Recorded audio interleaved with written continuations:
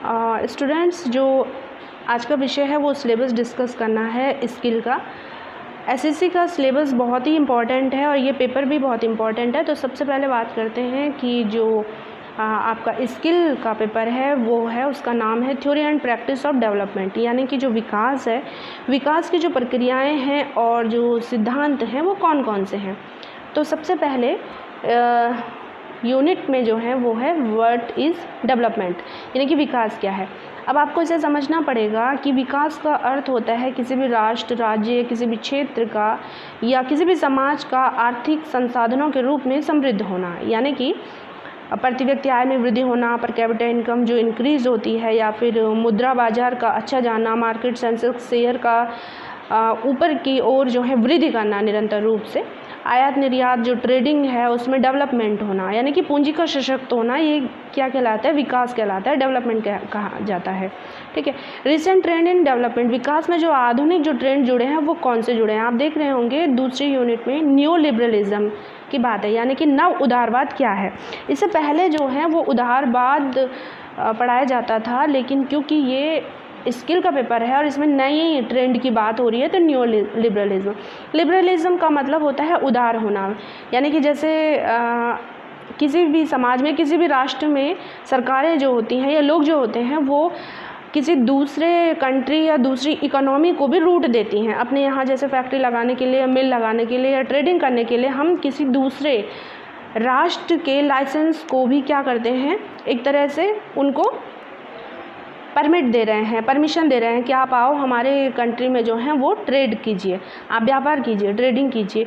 तो ये कंडीशन जो होती है वो लिबरलिज्म की है, तो न्यू लिबरलिज्म की है। तो नव जो उदारवाद है वो क्या है, ठीक है। दूसरा है री इमर्ज ऑफ न्यू क्लासिकल पर्सपेक्ट, जो नई जो पर्सपेक्ट हैं, परिप्रेक्ष्य हुए हैं अर्थव्यवस्था में, किस भारतीय समाज में, वो कौन कौन से हुए हैं। ठीक है, इस पर फिर चर्चा करेंगे। अगला है सैप, जो ये आपको सिलेबस में सैप, गैड, यूएन, पीपीपी दिखाई दे रहे हैं, इनके आपको फुल फॉर्म ध्यान रखने हैं। ये ध्यान करते हुए बिल्कुल इसके आपको फुल फॉर्म रटने भी हैं, क्योंकि ये फुल फॉर्म अक्सर पूछे जाते हैं एमसीक्यू में। तो सैप एंड इट्स क्रिटिक, यानी कि सैप क्या और इसकी आलोचनाएं क्या। देखो, सैप का मतलब होता है, तात्पर्य है वो है स्ट्रक्चर एडजस्टमेंट प्रोग्राम।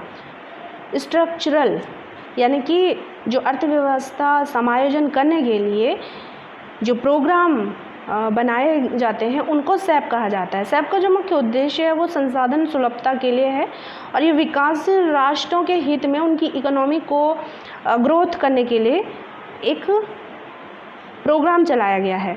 तो सैप का अर्थ जो है वो स्ट्रक्चरल एडजस्टमेंट प्रोग्राम है, यानी कि उसने जो विकासशील राष्ट्र हैं उनके इकोनॉमी को एडजस्ट करना है। इस तरह से ये डेवलपिंग जो नेशन है उनके इंटरेस्ट में है, संसाधन जो रिसोर्स हैं उनको एक्सेस करना, उनको सुलभता से जो है राष्ट्रों तक प्रोवाइड कराना।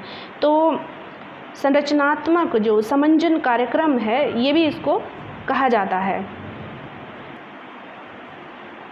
स्ट्रक्चरल एडजस्टमेंट जो प्रोग्राम है उसको अगर हिंदी में कहें तो संरचनात्मक समंजन कार्यक्रम इसका फुल फॉर्म है।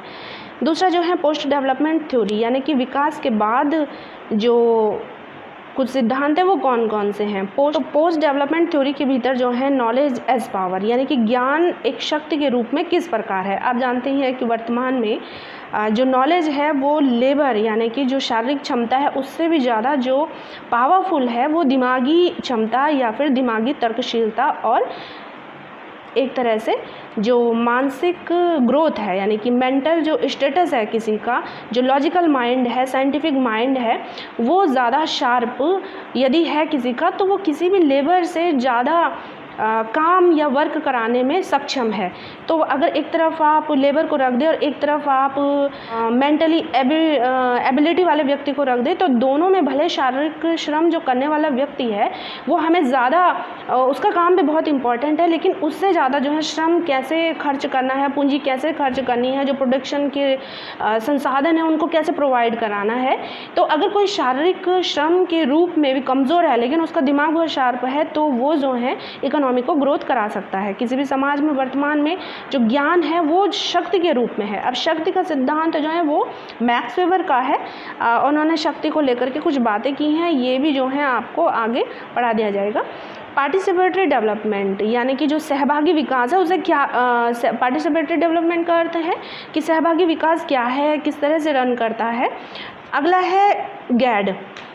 गैड का मतलब होता है जेंडर एंड डेवलपमेंट। वर्तमान में ये माना गया है कि बिना जेंडर के यानी कि बिना महिलाओं के विकास के आप डेवलपमेंट अधूरा समझ लीजिए। तो जेंडर एंड डेवलपमेंट यानी कि महिला और विकास, लेकिन इसको जेंडर एंड डेवलपमेंट यानी कि जो सामाजिक लिंग है महिला के रूप में, तो महिला और विकास जो है वो आपस में यदि जुड़ जाएं तो वो समाज के हित में कार्य करते हैं। यानी कि अगर कोई समाज आर्थिक रूप से बहुत संसाधन संपन्न है और बहुत ज़्यादा उसकी इकोनॉमी बहुत हाई, आयात निर्यात बहुत अच्छा हो रहा है, लेकिन हम उसे तब भी विकसित राष्ट्र नहीं मानेंगे जब तक उसमें महिलाओं की या जेंडर की या जो है स्त्रियों की स्थिति जो है सामाजिक, आर्थिक, शैक्षणिक रूप से अच्छी नहीं हो जाती। तो इसलिए जो है जेंडर एंड डेवलपमेंट एक बहुत ही बड़ा मुद्दा है theory and practice of development में। तो स्किल जो है आपकी वो है विकास आपने पढ़ना है। तो ये माना गया है कि किसी भी समाज का जो विकास है वो तब तक अधूरा है जब तक कि उस समाज में रहने वाली जो महिलाएं हैं, जो लगभग जो हैं 48 या फिर 50% पॉपुलेशन होती है महिलाओं की, तो उसका अगर विकास नहीं हुआ है, ट्रेडिशनल रूप में वो वैसे ही है, कर्मकांडों में जकड़ी हुई है, शिक्षा से दूर है और उसको राइट्स नहीं मिले हैं, वो एम्पावर नहीं हुई है, तो तब तक ये माना जाएगा कि उस राष्ट्र, उस समाज का विकास अधूरा है। तो गैड का जो मुख्य उद्देश्य है वो सतत विकास जो है माना जाता है कि सतत विकास भी बिना महिला के संभव नहीं है।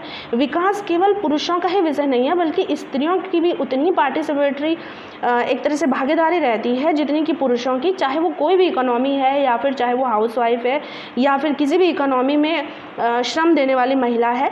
तो ये माना गया है कि पुरुषों की तरह स्त्रियों को भी जो है वो समान हित और समान लाभ और समान अधिकार मिलने चाहिए। इसलिए विकास में जो है महिलाओं का भी एक बड़ा रोल है।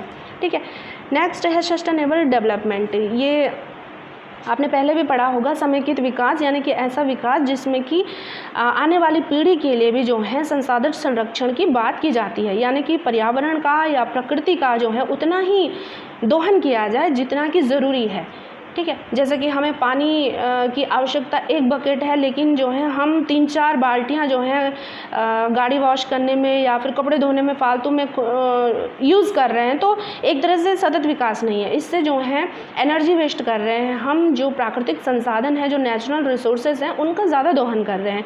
तो चाहे वो जल है या फिर वायु है या फिर मृदा है या फिर वन है या फिर कोई किसी अन्य रूप में ऑक्सीजन है, तो इन सब का जो है हमें इनके बारे में सोचना चाहिए और आने वाली पीढ़ी के लिए ये संसाधन सुलभ हो सके। ऐसा ना हो कि आने वाली पीढ़ी जो है संसाधन जो है उनके अभाव में जिए। तो वर्तमान में हमें इस तरह से उनका प्रयोग करना है, यूज़ करना है, उनको उपभोग उनका ऐसा करना है कि वेस्ट ना करें हम। आप देखते होंगे हमारी बहुत सारी वेस्ट करने की हैबिट है, तो इस पर रोक लगाना होगा। तो इसको जो है सस्टेनेबल डेवलपमेंट कहा जाता है। सतत विकास यानी कि विकास के लिए जितनी विकास के दौरान जितनी आवश्यकता है संसाधनों की, उसको आगे आने वाली पीढ़ी के अनुरूप भी देख करके और तब जाकर विकास किया जाए। ठीक है, दूसरा है इसमें हेजेमोनिक अप्रोच क्या है, पीपीपी बहुत ही इम्पॉर्टेंट और वर्तमान में भारत में बिल्कुल नई जो है एक तरह से प्रोग्राम है ये। तो पीपीपी का मतलब है पब्लिक प्राइवेट पार्टनरशिप, यानी कि जो लोग हैं और सरकार है, एक तरह से लोगों की निजी भागीदारी से किस तरह से प्रोग्राम रन हो सकते हैं। तो पब्लिक प्राइवेट जो पार्टनरशिप है, अब वर्तमान में इकोनॉमी में ये चेंज आया है कि भारत में भी इसको प्रयोग किया जाने लगा है। और पीपीपी के तहत जो किए जाने वाले कार्यक्रम है, चाहे वो टूरिज़्म है, एजुकेशन है, हेल्थ है या फिर कुछ विमेन इश्यूज़ हैं, तो इन पे भी जो है काम किया जा रहा है। यानी कि आप एक तरह से समझिए कि सार्वजनिक और निजी भागीदारी के रूप में जो प्रोग्राम चलाए जा रहे हैं उन्हें पीपीपी कहा जाता है, पब्लिक प्राइवेट पार्टनरशिप। तो सरकारी स्वामित्व वाली जो इकाइयां हैं वो निजी क्षेत्र की इकाइयों के बीच की एक जो है व्यवस्था को पीपीपी कहा जाता है। यानी कि सरकार और निजी जो क्षेत्र हैं वो जब आपस में मिलकर के कार्य करते हैं पब्लिक के लिए, लोगों के लिए, जन भागीदारी के रूप में, लोक हित में, जनहित में, तो उसको पीपीपी कहा जाता है। और ये आपने देखा होगा बहुत सारी ऐसे टूरिज़्म है तो सरकार और निजी क्षेत्र आपस में मिल करके हेल्थ के ऊपर, एजुकेशन के ऊपर, टूरिज़्म के ऊपर कार्य कर रहे हैं लोगों के लिए, तो इसे पीपीपी कहा जाता है। और ये बहुत ही पॉपुलर होने वाली जो है वो एक नीति है। इसके बाद है इन्वायरमेंटल डिस्कोर्स, यानी कि ये वही है पर्यावरणीय जो मुद्दा है, इस पे बात करेंगे। फिर अगली यूनिट है ह्यूमन डेवलपमेंट थ्योरी, ग्रोथ और डेवलपमेंट क्या है, व्हाट इज़ डेवलपमेंट यानी कि विकास क्या है। सबसे शुरू में भी आप देख रहे होंगे कि पहली यूनिट में भी ये पढ़ना है आपने, और यहाँ भी जो है ये दिया गया है।